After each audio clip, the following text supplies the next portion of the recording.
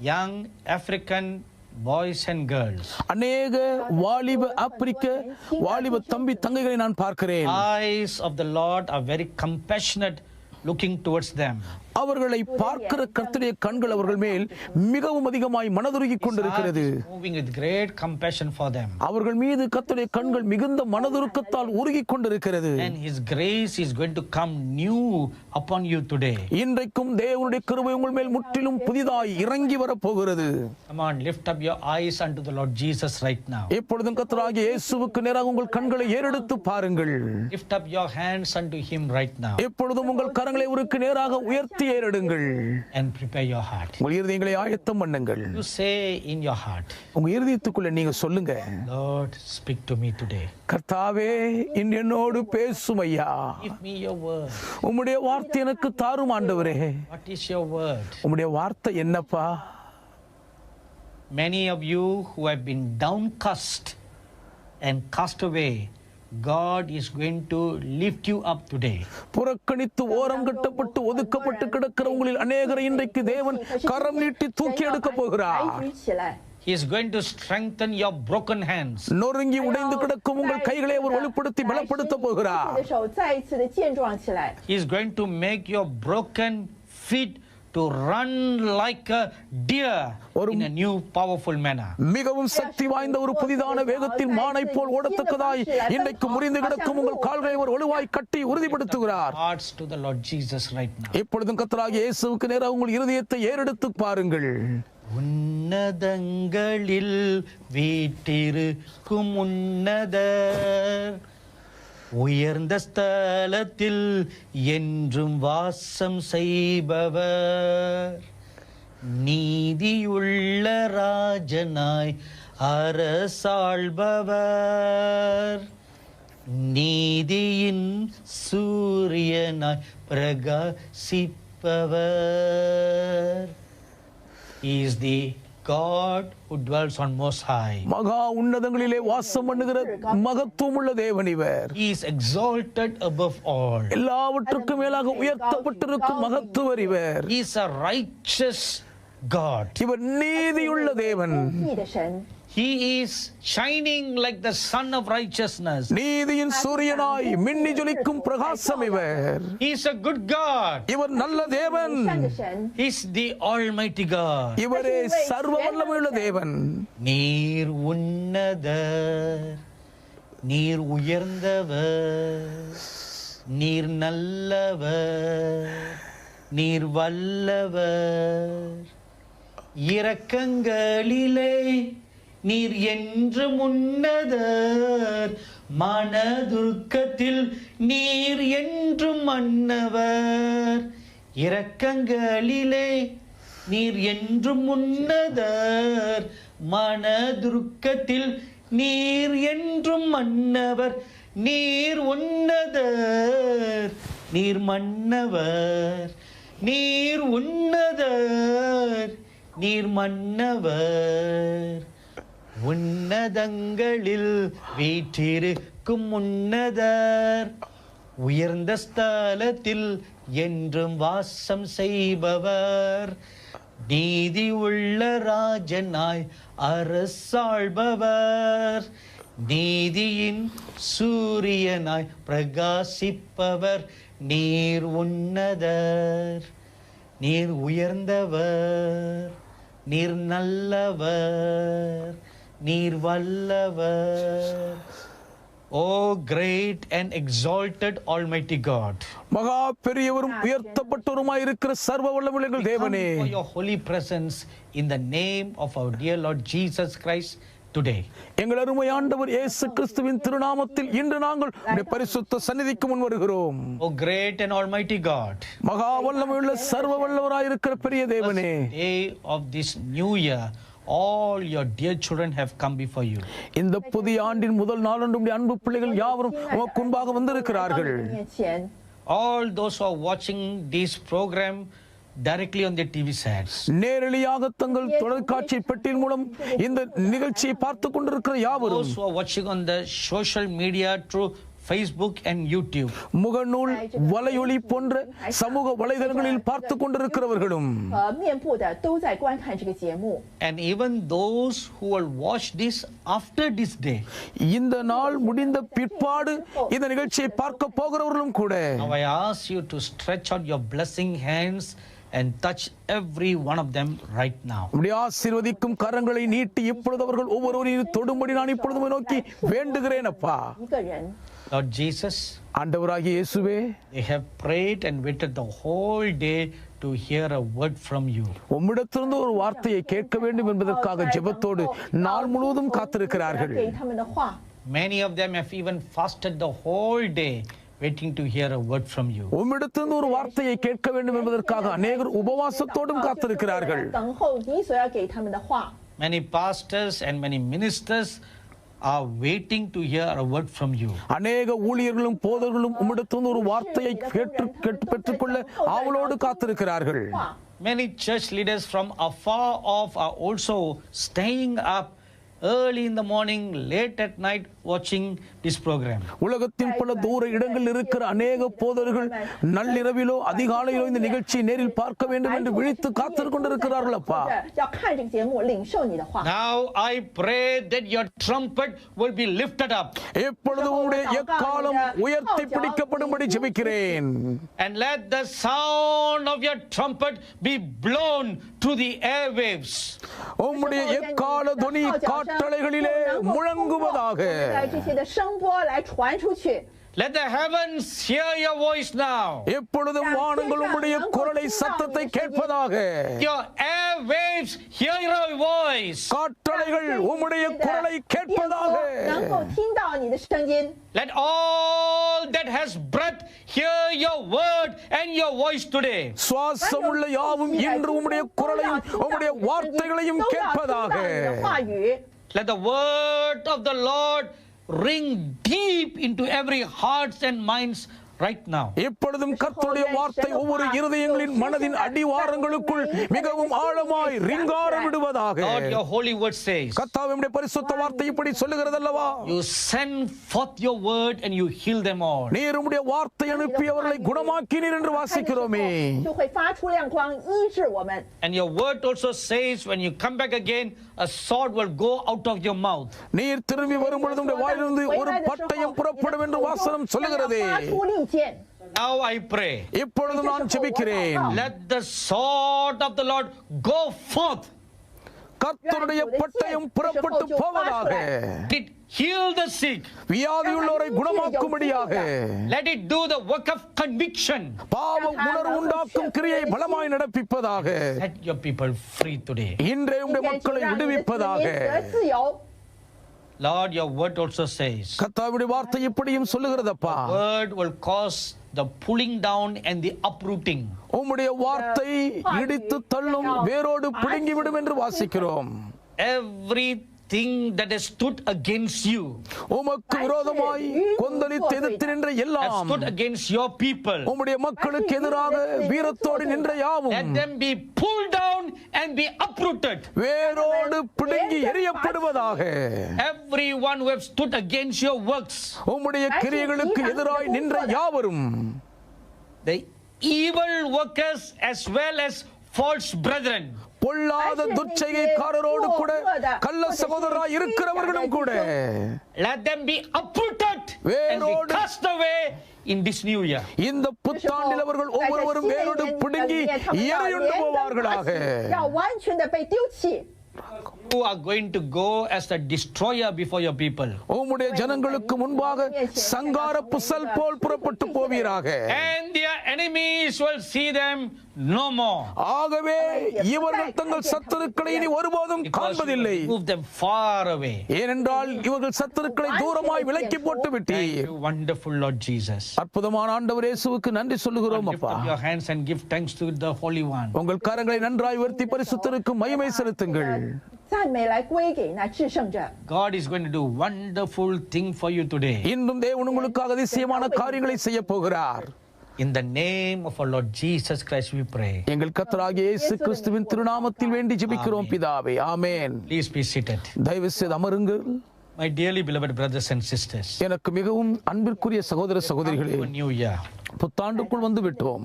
At the birth of every new year, ஒவ்வொரு புத்தாண்டு பிறக்கும் போதும் we all will wonder what is God's word for us. நமக்காக தேவன் என்ன வார்த்தை வைத்திருக்கிறார் என்று எல்லாரும் ஆச்சரியத்தோடு ஏங்கி நிற்போம். Every godly pastor and minister of God, தேவ பக்தியுள்ள ஒவ்வொரு போதகரும் தேவ ஊழியரும் they would have spent several days fasting and waiting at the feet of God for a word for the new year. புத்தாண்டில் தேவனுடைய வார்த்தையை பெற்றுக் கொடுக்க வேண்டும் என்று பல நாட்கள் தேவனுடைய பாதத்தில் உபவாசத்தோடு ஜெபத்தோடு காத்திருப்பார்கள். And last night you may have attended your own church service where they used to have what we call watch night service. வழக்கமாக விழிப்புறவு ஆராதனை என்று நாம் சொல்லுகிற உங்களுடைய சபையின் புத்தாண்டு ஆராதனையிலே நீங்கள் அனைவரும் நேற்றிரவு கலந்து கொண்டிருந்திருப்பீர்கள். I'm sure your godly pastor must given you a good word from the Lord. தேவ பக்தி நிறைந்த உங்கள் அன்பு திருச்சபை போதகர் நல்லதொரு வார்த்தையை தேவனிடமிருந்து பெற்று உங்களுக்கு கொடுத்திருக்கிறார். Sometime in the middle of December 2017, 2017 ஆண்டு டிசம்பர் மாதத்தின் இடையிலே waiting before God one morning, ஒரு நாள் காலை வேளையில் தேவனுக்கு முன்பாக நான் காத்திருக்கையில் the Lord Jesus Christ visited me. கர்த்தராகிய இயேசு கிறிஸ்து என்னை சந்தித்தார். I always sit on the floor and read the Bible. எப்பொழுதும் கீழே தரையில் அமர்ந்துதான் நான் வேதத்தை படிப்பது வழக்கம். I have my cup of tea together at the same time. வேதத்தை தியானித்துக் கொண்டிருக்கிறதே நேரத்தில் என் தேநீர் கோப்பை பருகிக் கொண்டிருந்தேன். I was deeply meditating the word of God. தேவனுடைய வசனத்தை ஆழ்ந்து நான் தியானித்துக் கொண்டிருக்கையில் I suddenly felt the presence of someone behind me. திடீரென்று யாரோ எனக்கு பின் நிற்கிற ஒரு ஸ்பரிசத்தை உணர்ந்தேன். I turned to my right side to see who it is. யார் என்று பார்க்க என் வலப்பக்கம் திரும்பினேன். And I saw the glorious Lord Jesus Christ seated on the sofa on my right. என் வலது பக்கத்தில் இருந்த இருக்கையின் மேல் மகிமை நிறைந்த இயேசுவானவர் அமர்ந்திருக்கிறதை பார்த்தேன். You know, although God has been so mercifully kind to allow me to see him many times. எத்தனையோ பல முறை நான் தேவனை நேரில் சந்திக்க கிருபையாய் தேவனுக்கு தயவு காண்பித்திருந்தாலும் கூட It appears as if that's the first time I'm seeing. ஆனால் ஒவ்வொரு முறையும் இதுதான் முதல் முறை அவரை தரிசிப்பது போல்தான் எனக்கு இருக்கும். So great joy fills my heart each time I see the blessed Lord. ஆசீர்வதிக்கப்பட்ட நேசரை பார்க்கும் ஒவ்வொரு முறையும் எனக்குள் பெரிய மகிழ்ச்சி துள்ளி எழும்பும். I only used to think like this. நான் எப்பொழுதுமே இப்படித்தான் நினைப்பதுண்டு. Who am I that the Lord should come to visit me? தேவனாகிய கர்த்தர் என்னை சந்திக்க வருவதற்கு நான் எம்மாத்திரம்? This is the same question even Job and the psalmist asked. சங்கீதக்காரனும் யோபும் இதே கேள்வியை தானே கேட்டார்கள். What is man that you should come and visit him? மனுஷனை விசாரிக்கும்படி நீ வருவதற்கு அவன் எம்மாத்திரம் ஐயா? Each time I think about that question, ஒவ்வொரு முறையும் அந்த கேள்வியை நான் சிந்திக்கும் போதெல்லாம் I remember the scripture in Isaiah chapter 57 verse 15. ஏசாயா 57 அதிகாரத்தின் 17 வசனம் தான் எனக்கு ஞாபகத்துக்கு வரும். The great God who inhabits eternity. நித்தியவாசியாயிருக்கிற மகா பெரிய தேவன். He humbles himself so small to come to visit men. மனிதரை சந்திக்க வரக்கூடிய அளவுக்கு தம்மை மிகவும் சிறியவராய் தாழ்த்தி பணிந்து வந்து விடுகிறார். How great God is. தேவன் எவ்வளவு பெரியவர். So as soon as I saw the Lord Jesus seated on the sofa, என் அருகில் இருந்த இருக்கையில் இயேசு ஆண்டவர் அமர்ந்திருப்பதை பார்த்த உடனே I knelt down and I asked him, Lord, speak for your servant shall hear. முழங்கால் படியிட்டு கர்த்தாவே பேசும், உம்முடைய ஊழியர் கேட்கிறேன், அடியான் கேட்கிறேன் என்றேன். And the Lord began to speak to me about words for the year 2018. 2018 ஆண்டுக்கான வார்த்தைகளை குறித்து கர்த்தர் என்னோடு கூட பேச ஆரம்பித்தார். And I had several visitations during the month of December. December மாதத்தின் போது அநேக முறை நான் தேவனுடைய சந்திப்பை பெற்றேன். And during the several visitations, அந்த பலதரப்பட்ட சந்திப்புகளின் போது God began to speak part by part the various things about the year 2018. 2018 ஆண்டில் நடக்க போகிற பல்வேறு காரியங்களை குறித்து தேவன் பகுதியாக என்னோடு கூட பேச ஆரம்பித்தார். And he gave this word. பின்பு இந்த வார்த்தைகளை எனக்கு கொடுத்தார். He had a scroll in his hand. அவர் கையிலே ஒரு சுருளை வைத்திருந்தார். And when the scroll was given, அந்த புத்தக சுருள் என் கையில் கொடுக்கப்பட்ட போது I saw the words written on the scroll. அந்த புத்தக சுருளிலே எழுதப்பட்டிருக்கிற வார்த்தைகளை நான் கண்டேன். Isaiah chapter 49 verse 17. ஏசாயா 49:17 வசனம். The Lord said, "This is the word I'm giving for my people." நான் என் ஜனங்களுக்கு இந்த வார்த்தையை தான் கொடுக்கிறேன் என்று கர்த்தர் சொன்னார். I'm sure you are not ready opening your Bible yet. இன்னும் நீங்க உங்கள் வேதத்தை திறந்து பார்க்கக்கூடிய ஆயத்தத்தில் இல்லை என்று நினைக்கிறேன். But I have the scripture ready before me. ஆனா நான் வசனத்தை முன்பாக திறந்து ஆயத்தத்தோடு தான் வைத்திருக்கிறேன். So I'm going to read it. So you please listen carefully. நான் வசனத்தை படிக்க போகிறேன், தயவு செய்து கவனமாய் கேளுங்கள். Your sons shall make haste, your destroyers and those who laid you waste shall go away from you. உன் குமாரர் தீவிரித்து வருவார்கள், உன்னை நிர்மூலமாக்கினவர்களும் உன்னை பாழாக்கினவர்களும் உன்னை விட்டு புறப்பட்டு போவார்கள். This is the word of promise for you.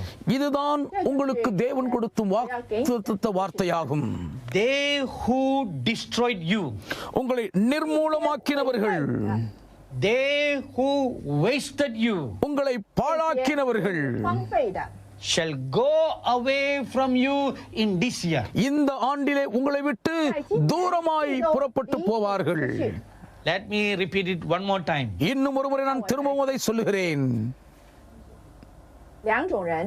They who destroyed you, உங்களை நிர்மூலமாக்கினவர்களும், they who wasted you, உங்களை பாழாக்கினவர்களும், they shall be removed or go away from you.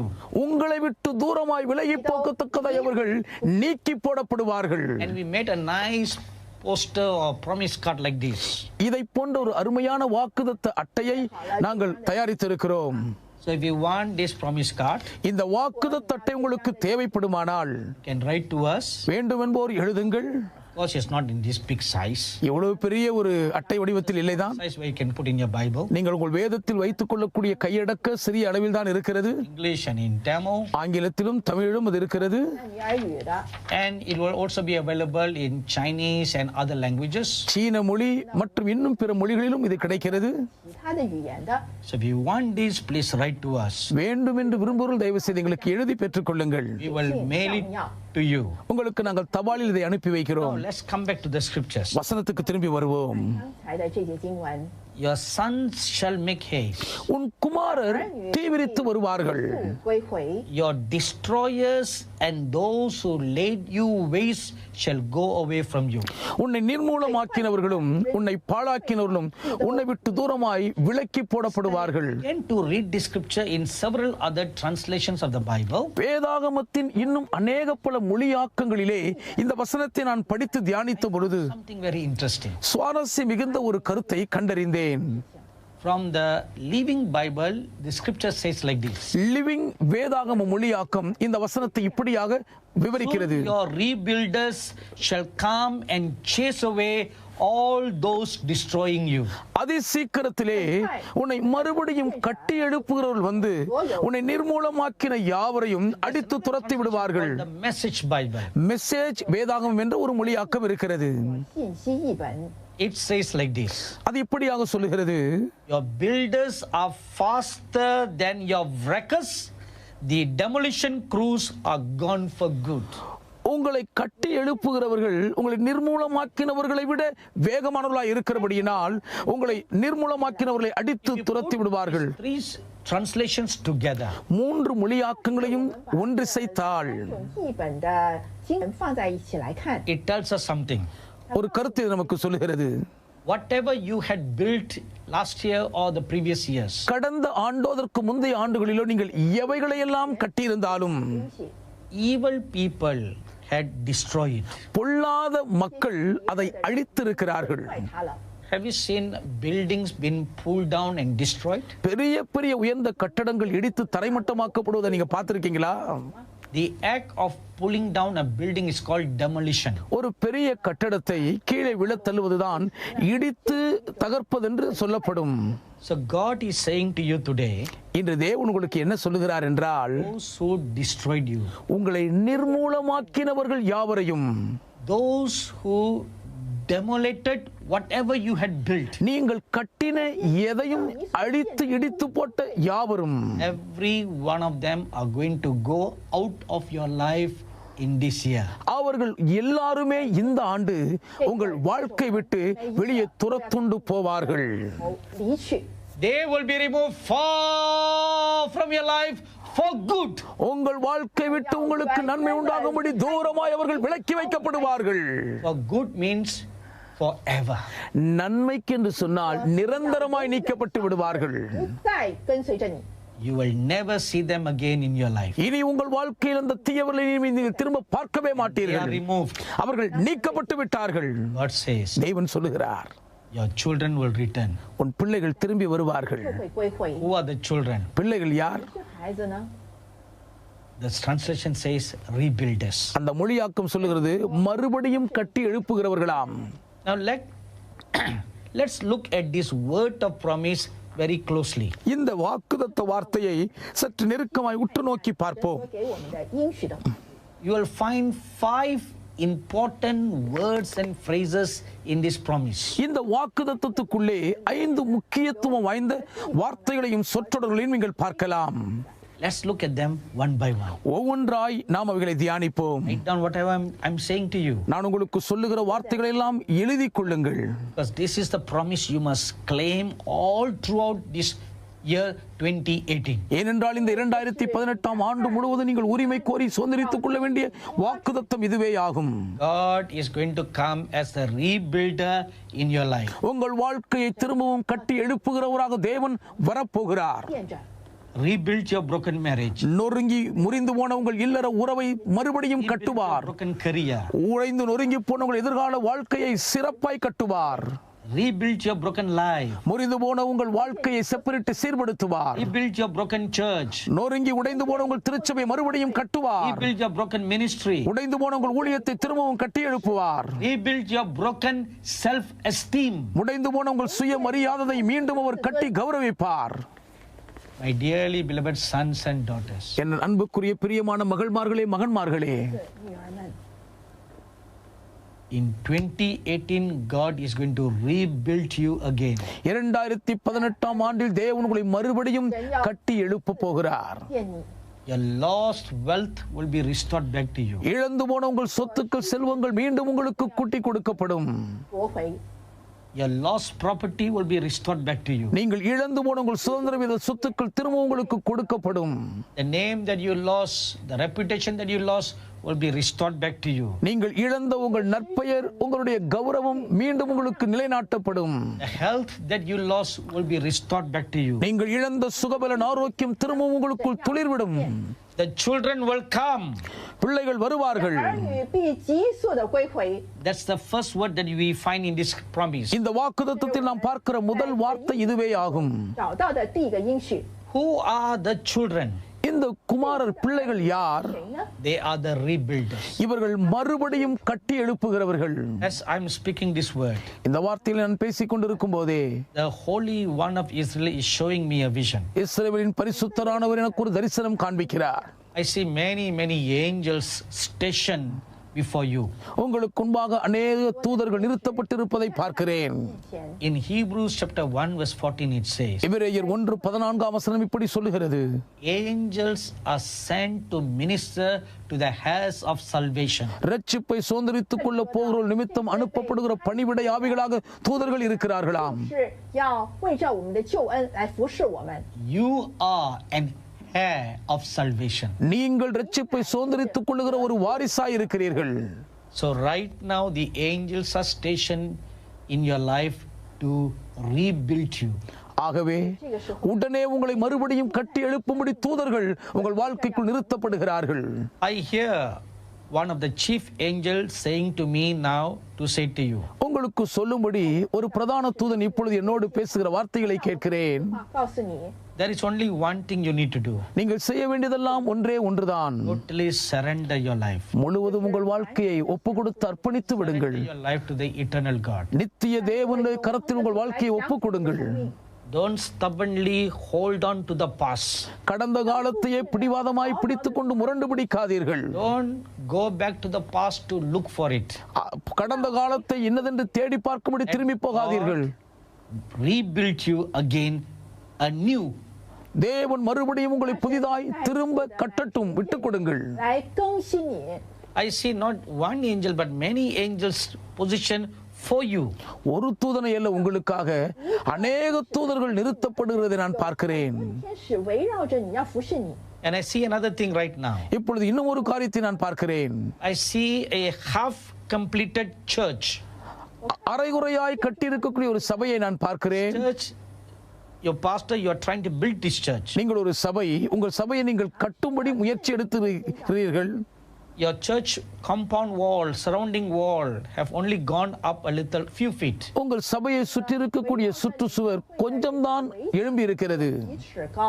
Not just the compound wall around your property, but the church building wall. உங்கள் சொத்து நிலத்தை சுற்றி இருக்கிற சுற்றுச்சுவர் அல்ல, உங்கள் சபை கட்டடத்தின் சுவர்கள். The floor has not been put yet. இன்னும் தரை கூட போடப்படவில்லை. Yes, it's still pottery and sands everywhere. இன்னும் எல்லா இடத்திலேயும் குண்டும் குழியுமாய் மணலுமாகத்தான் இருக்கின்றன.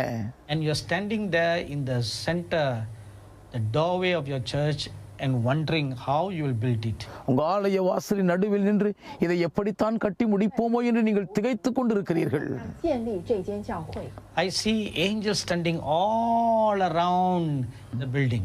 கட்டடத்தை சுற்றிலும் தேவதூதர்கள் சூழ்ந்து நிற்கிறதை நான் பார்க்கிறேன். 立在这个建筑物的周围。 They have been sent by God to help you rebuild it.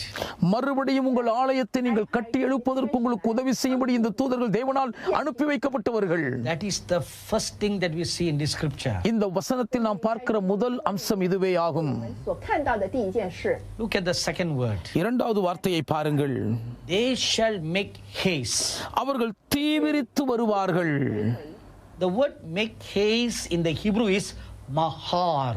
தீவிரித்து வருவார்கள் என்ற பதம் எபிரேய மொழியிலே மஹால் என்பதாகும். And it means to be liquid or flow easily to hurry. அப்படி என்றால் தீவிரித்து செயல்படுவதற்கு மிகவும் எளிதில் செயல்படக்கூடிய அளவுக்கு திரவ நிலையில் உள்ளவர்கள். What does it mean? இதனுடைய பொருள் என்ன? Okay, think like this for a moment. ஒரு கணம் இப்படி நினைச்சு பாருங்களேன். If something that is very powdery, மிகவும் தூள் தூளாய் இருக்கக்கூடிய ஏதாகிலும் ஒன்று இருக்குமானால் to pour it out, நீங்கள் அதை வெளியே கொட்ட முயற்சிக்கும் போது sort slowly. அது மெதுவாக தான் வெளியே வரும். 洒出来的时候是慢慢的流出来的。 There's something that is solid. திடமாய் ஒரு பொருள் இருக்குமானால் When you try to pour them out, வெளியே நீங்க கொட்ட முயற்சித்தாலும் கூட they'll drop one by one. அது ஒவ்வொன்றா தான் வெளியே விடும். 掉出来。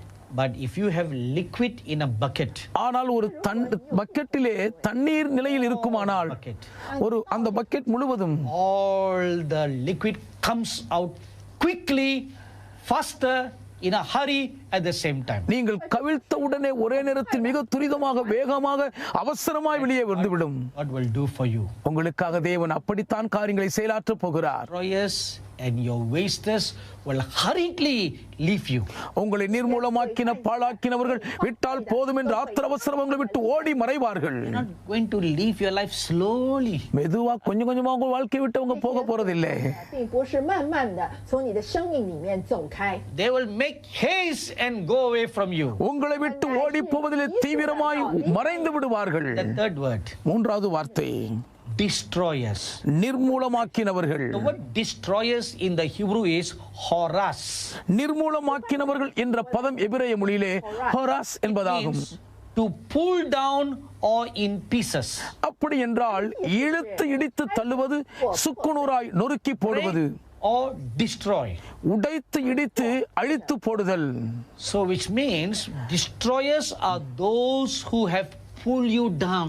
அப்படி என்றால் நிர்மூலமாக்குகிறவர்கள் என்றால் உங்களை கீழே விழ தள்ளுகிறவர்கள். One who have destroyed you or broken you in pieces. அவர்கள் தான் உங்களை அழித்தவர்கள், உங்களை சுக்குநூறாய் உடைத்து நொறுக்கியவர்கள். You know who they are in your life. உங்க வாழ்க்கையை இப்படி நிர்மூலமாக்கினவங்க எல்லாம் யாருன்னு உங்களுக்கே தெரியும். Now number 4. இப்பொழுது நான்காவது காரியம், Those who made you waste. உங்களை பாழாக்கினவர்கள். Now the word says in Hebrew corrupt. எபிரேய மொழியிலே பாழாக்கினவர்களுக்கு கோராக் என்பதாகும். Means to parch through drought. அப்படி என்றால் காய்ந்து வறண்டு போகக்கூடிய அளவுக்கு அதை மாற்றி விடுதல், Desolate or kill. பாழாக்கி போடுதல் அல்லது கொன்று போடுதல். What does this mean? என்னுடைய அர்த்தம் என்ன? Let me explain to you like this. நான் இப்படி உங்களுக்கு அதை விவரிக்கிறேன். You know, when there's no rain, மழையே இல்லை என்று சொன்னால் the sun shines continuously on a dry ground. விடாமல் காய்ந்த பூமியில் சூரிய வெயில் தகனிக்கும். 大地 Eventually, all the land will begin to become parched, காலப்போக்கில் break up because of drought. காலப்போக்கிலே வறட்சி நிமித்தம் அந்த சூரிய வெப்பத்தின் தாக்கம் அந்த நிலத்திலே மிகப்பெரிய வெடிப்புகளை ஏற்படுத்தி அதை காய்ந்து விட செய்யும். அதுதான் பாழான நிலம். 荒废的大地 You cannot sow anything there. நீங்கள் அதில் எதையும் விதைக்கவே முடியாது. 上来栽种， That's how your life has been made by the wasters. பாழாக்கிறவர்களால் உங்கள் வாழ்க்கை எப்படிதான் பாழாய் போய்விட்டது. Wasters had made your life and the things in your life to be like a parched land. பாழாக்கினவர்கள் உங்கள் வாழ்க்கையையும் உங்கள் வாழ்க்கையில் இருந்த காரியங்களையும் காய்ந்து வெடித்த ஒன்றுக்கு உதவாத பூமியை போல் மாற்றிவிட்டார்கள். 这一些干裂的大地。 And the fifth word, ஐந்தாவது வார்த்தை go forth, புறப்பட்டு போவார்கள். means your saw in Hebrew. அப்படி என்றால் இப்ரேய மொழியில் யோசோ என்பதாகும். They will go out.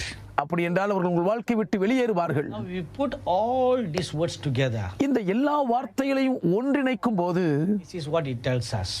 நமக்கு சொல்லும் கருத்து இதுதான்.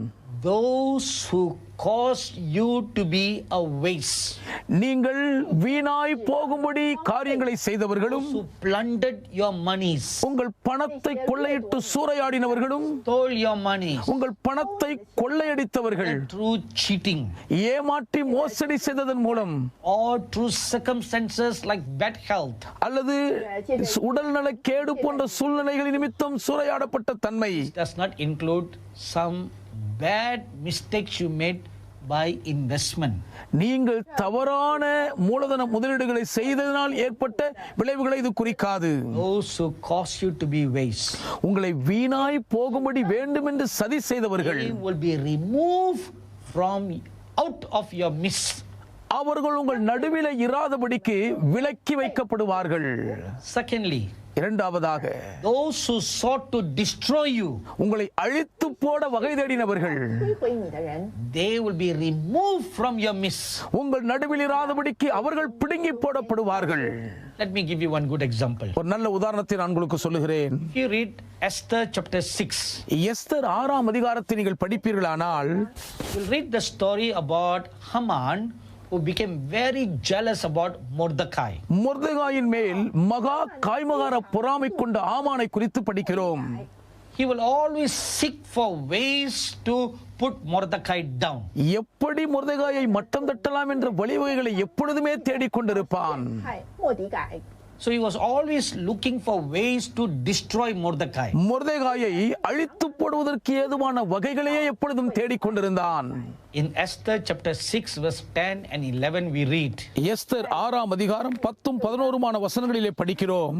the very Haman who tried to destroy the good name of Mordecai, மொர்தெகாயின் நற்பெயரை கெடுக்க அழிக்க திட்டமிட்ட அதே சதிகார ஆமான் the king made Haman to honor Mordecai.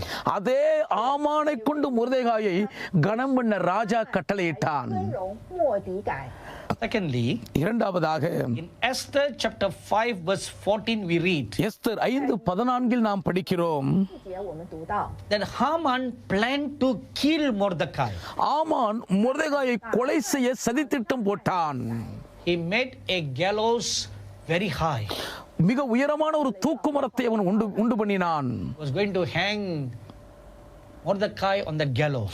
அந்த தூக்கு மரத்திலே மொர்தெகாயை அவன் தூக்கு போட முயற்சித்தான். 高的一个木架上， He was waiting for a right opportunity. அதற்கு சரியான தருணம் எப்பொழுது வாய்க்கும் என்று காத்திருந்தான். Chapter 7 verses 9 to 10 tells us Esther 7ஆம் அதிகாரம் 9 10 வசனங்கள் நமக்கு சொல்லுகின்றன.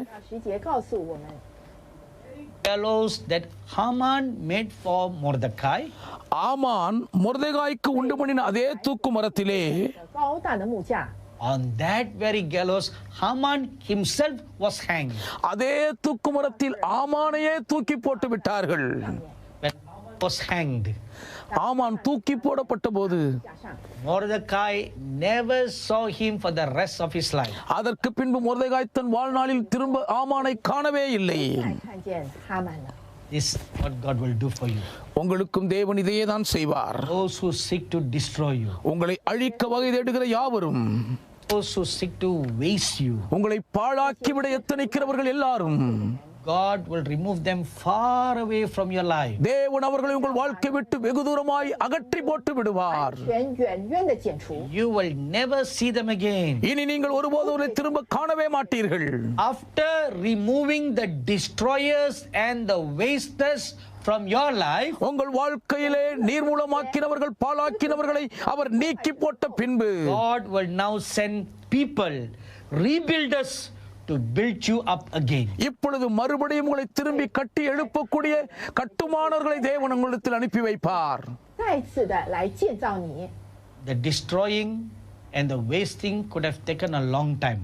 நிர்மூலமாக்குவதற்கும் பாழாக்குவதற்கும் நெடுநாளாகி இருக்கலாம். 用了好长的时间。 When God steps forward to rebuild you, இடிந்து கிடக்கும் உங்களை மறுபடியும் திரும்ப கட்ட தேவன் அடி எடுத்து வைக்கும் போது, work of rebuilding God will do speedily. அந்த மறுபடியும் கட்டுகிற பணியை தேவன் துரிதகதியிலே வேகமாய் செய்து முடிப்பார். 建的工作， So that you will regain and redeem the lost years. இழந்த வருஷங்களின் பலனை நீங்கள் மீட்டு ஆதாயப்படுத்திக் கொள்வதற்கு ஏதுவாய் விரைவாய் செய்து முடிப்பார். 失去的荒废的岁月。 Let me give you one excellent example right now. இப்போதும் இதற்கு தலை சிறந்த ஒரு உதாரணத்தை நான் உங்கள் முன் நிறுத்துகிறேன். For 400 years the Hebrews served Egyptian as slaves. 400 ஆண்டு காலம் எபிரேயர்கள் எகிப்தியருக்கு அடிமைகளாய் வேலை செய்து கஷ்டப்பட்டார்கள். You know, slaves are never paid. உங்களுக்கு தெரியும், அடிமைகளுக்கு கூலி கொடுக்கவே மாட்டாங்க. They don't get holidays. அடிமைகளுக்கு விடுமுறையும் கிடையாது. No vacation. விடுமுறை வாய்ப்பும் அளிக்கப்பட மாட்டாது. Fall sick, they cannot get a medical certificate and take a day off. நோய்வாய் படுத்துவிட்ட நிலையிலே மருத்துவ சான்றிதழ் வாங்கி ஒரு நாள் வேலை விடுப்பெடுக்கவும் வழி இல்லை. Apply for leave from their boss and their whole family go for vacation. மேல் அதிகாரியிடத்தில் விடுமுறைக்கு விண்ணப்பித்து முழு குடும்பம் விடுமுறைக்கு எங்கேயும் போக முடியவே முடியாது. Slaves have no such rights. அடிமைகளுக்கு அப்படிப்பட்ட உரிமைகளே கிடையாது. 400 years the Hebrews were under such a heavy burden. 400 ஆண்டு காலம் எபிரேயர்கள் அப்படிப்பட்ட ஒரு பார நுகத்தடியின் கீழ் அடிமைகளாய் தவித்தார்கள். 地的重担之下， Then God decided to set them free. தேவன் அப்பொழுது அவர்களை விடுதலையாக்க வேண்டும் என்று தீர்மானித்தார். 我们得自由得释放。 So he sent a man called Moses. ஆகவே மோசே என்னும் ஒரு மாமனிதனை அனுப்பினார். 名叫摩西， See, 他是谁？ a rebuilder. மறுபடியும் கட்டி எழுப்புகிறவர் பாருங்கள். God sent the prophet Moses to set the people free. மக்களை விடுதலையாக்கும்படி தேவன் தம்முடைய தீர்க்கதரிசியாகிய மோசேயை அனுப்பினார். 这子民得自由。 And when they left Egypt, அவர்கள் எகிப்தை விட்டு புறப்பட்ட போது they did not go empty-handed. வெறுங்கையாய் அவர்கள் புறப்பட்டு வரவில்லை.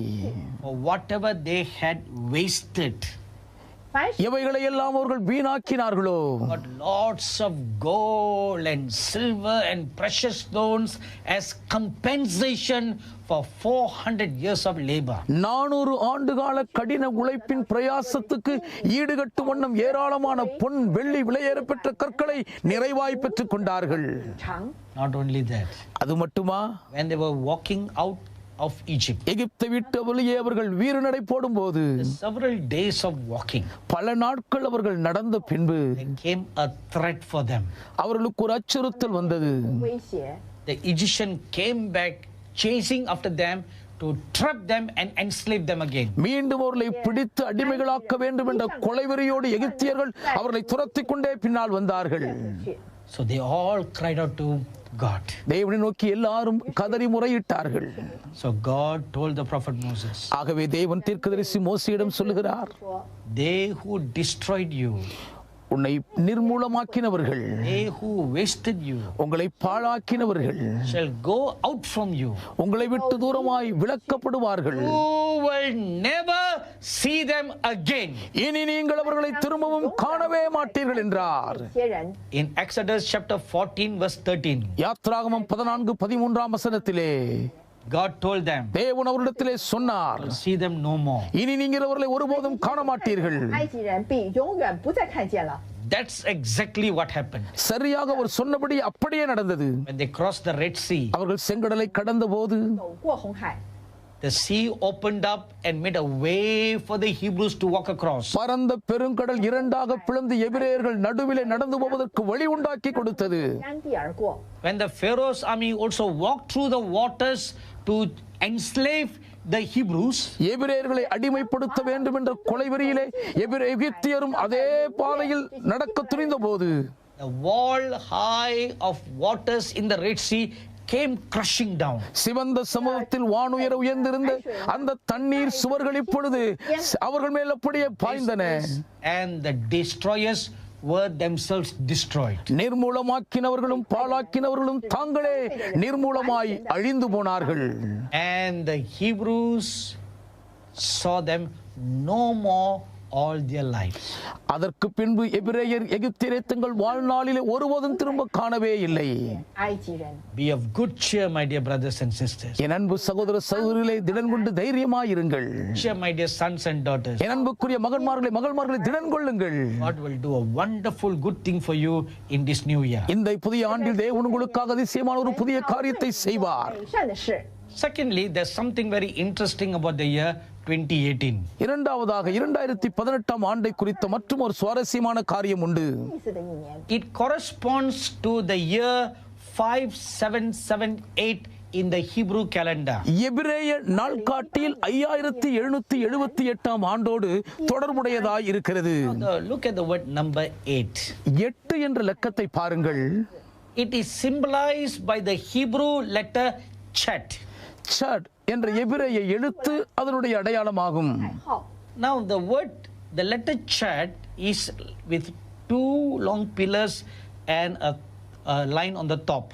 சட் என்ற அந்த எழுத்து இரண்டு நீண்ட தூண்களோடு மேல் ஒரு 柱字 கோடு போல் இருக்கும். 柱的横，然后有一个横扁。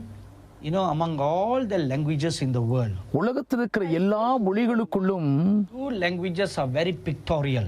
இரண்டு மொழிகள் தான் சித்திர வடிவிலானவைகள். 像的， Actually, we should also add another third language. மூன்றாவது மற்றும் ஒரு மொழியும் இதில் சேர்த்துக் கொள்ள வேண்டும். Languages very pictorial.